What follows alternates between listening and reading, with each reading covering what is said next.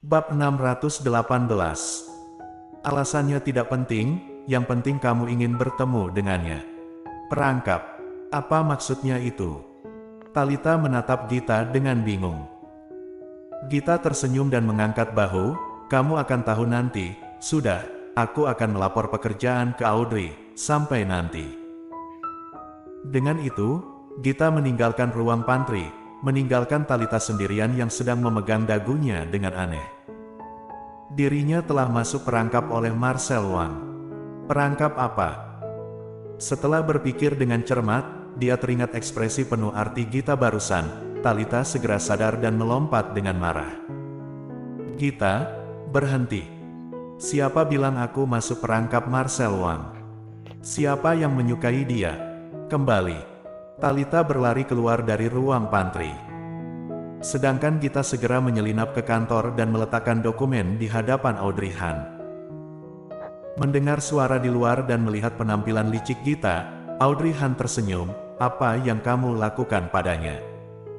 Aku tidak melakukan apapun padanya. Gita mengangkat bahu, tidak pedulikan dia, lihatlah laporan yang aku buat, ini adalah pesanan, pengeluaran, dan volume penjualan setelah kita mendirikan perusahaan. Audrey Han mengambil dokumen itu setelah dia mendengar ucapan Gita. Dulu, ketika hanya ada dia dan Gita, Gitalah menangani hal-hal ini untuknya. Karena dulu, ketika bekerja di Yes Corp, Gita bekerja di Departemen Keuangan, dia juga sangat sensitif terhadap angka uang. Karena itu, setelah mendirikan perusahaan, Audrey Han tidak merekrut orang lain dan membuang-buang uang. Dia langsung mengutus Gita untuk mengurus pekerjaan yang menyangkut dengan keuangan. Audrey Han juga sangat percaya padanya. Setelah membacanya sekilas, dia tersenyum dan berkata, kamu melakukannya dengan sepenuh hati. Jika menurutmu tidak ada masalah, kamu tidak perlu menunjukkannya kepadaku lagi. Tentu saja aku harus menunjukkannya padamu. Gita menatapnya dan kemudian duduk di sisinya. Aku baru bisa tenang setelah kamu melihatnya dan merasa tidak ada masalah. Meskipun kita adalah teman baik, tapi pekerjaan ada pekerjaan. Ngomong-ngomong, tadi saat aku di luar, Talita mengatakan bahwa Golden Ye melakukan perjalanan bisnis. Mendengar nama Golden Ye, senyum Audrey Han memudar. Dia mengangguk. Ya, lalu bagaimana perasaanmu? Gita mendekat dan menatapnya dengan serius, seolah ingin melihat sesuatu dari wajahnya. Pada jarak sedekat itu, Audrey Han merasa sedikit canggung, dia menyentuh hidungnya. Talita pasti sudah bermulut besar dan memberitahumu semuanya, kenapa kamu masih berpura-pura di depanku? Gita mendengus keras, sudah kuduga kamu masih punya perasaan padanya. Audrey Han tidak menjawab, melainkan hanya menunduk, emosi di dalam bawah matanya sangat datar. Memangnya kenapa?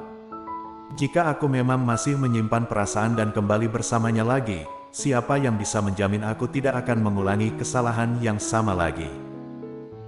Aku tidak tahu apakah kesalahan itu akan terjadi lagi, aku hanya tahu bahwa jika kamu melewatkannya, mungkin kamu akan melewatkan kesempatan itu seumur hidup. Apa kamu berpikir 5 tahun yang akan datang, semua akan kembali terulang lagi? Kecuali jika kamu ingin hidup sendiri dalam seumur hidupmu, dan mampu tidak merindukannya selamanya. Tidak merindukannya selamanya. Suasana hati Audrey Han semakin muram. Itu tidak mungkin. Bahkan meski dia tidak muncul di depannya, dirinya sendiri tidak bisa tidak mencari informasi tentang dia di internet, tetapi dia tidak akan pernah mengakuinya jika ketahuan. Apalagi dia terus muncul di hadapannya dirinya setiap hari, melakukan hal-hal yang menyentuh dan kata-kata yang mengharukan. Audrey Han menutup matanya, mengencangkan remasan tangannya di atas meja dan membuka mulutnya dengan pahit. Jika aku menerimanya kembali, apakah aku terlihat murahan? Mendengar ini, Gita menoleh dan menatapnya dengan heran. Audrey, mengapa kamu berpikir begitu? Audrey Han membuka matanya lagi, dan terdapat tatapan kusut di matanya yang indah.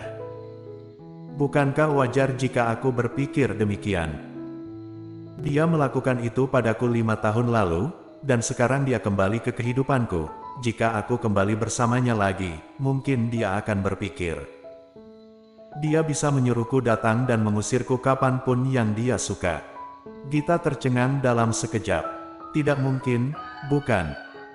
Dari apa yang Tuan Muda Ye lakukan padamu, seharusnya dia bukan orang seperti itu.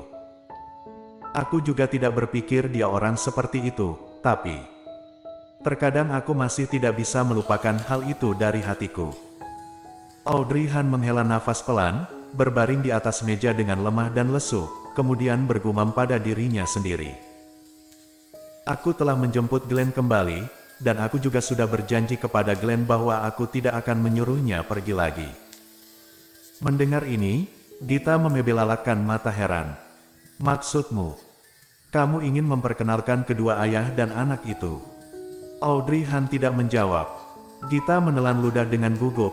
Mengapa? Bukankah kamu sangat menentangnya sebelumnya? Dia juga mengatakan kamu akan menyembunyikannya selama mungkin. Mengapa kamu tiba-tiba berubah pikiran? Meskipun aku momi Glenn, aku tidak mau merampas haknya untuk memilih.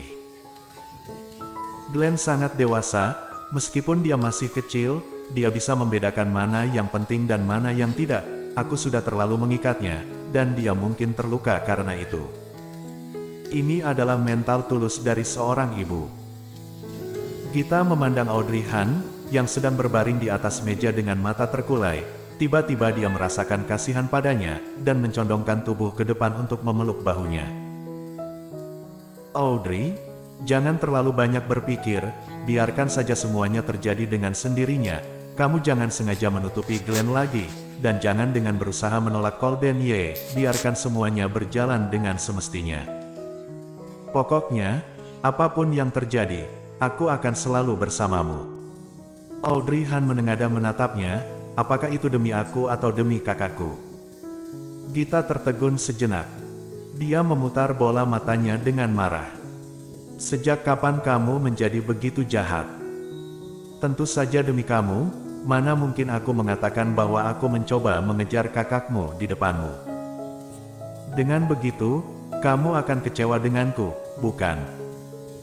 Berbicara tentang hal ini, Gita mendengus, bahkan jika itu benar-benar demi kakakmu, kamu juga tidak dapat melakukan apapun padaku. Tidakkah kamu ingin aku menjadi saudara iparmu?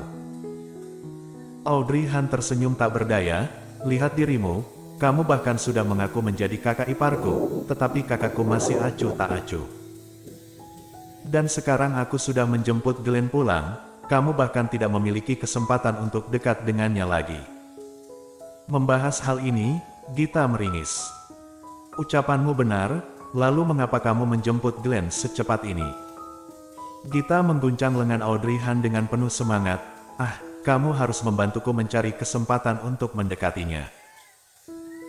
Audrey Han sedikit pusing setelah diguncang olehnya. Apa boleh buat, Glenn adalah putraku. Aku tidak bisa membiarkan dia tinggal bersama saudaraku selamanya. Cepat atau lambat aku tetap harus menjemputnya pulang ke rumah. Jika kamu benar-benar menyukai kakakku, bahkan meski kamu tidak memiliki alasan untuk berdekatan dengannya, kamu tetap akan pergi dan menemuinya. Tapi, alasan apa yang harus kugunakan untuk pergi? Audrey Han tersenyum penuh pengertian. Alasannya tidak penting, yang penting adalah kamu ingin bertemu dengannya. Gita benar-benar terpana di tempatnya dan baru tersadar setelah sekian lama. Aku mengerti, yang penting bukan alasannya, melainkan aku ingin bertemu dengannya dan ingin mendapatkannya. Audrey Han mengangguk. Aku paham, Audrey, terima kasih. Bersambung.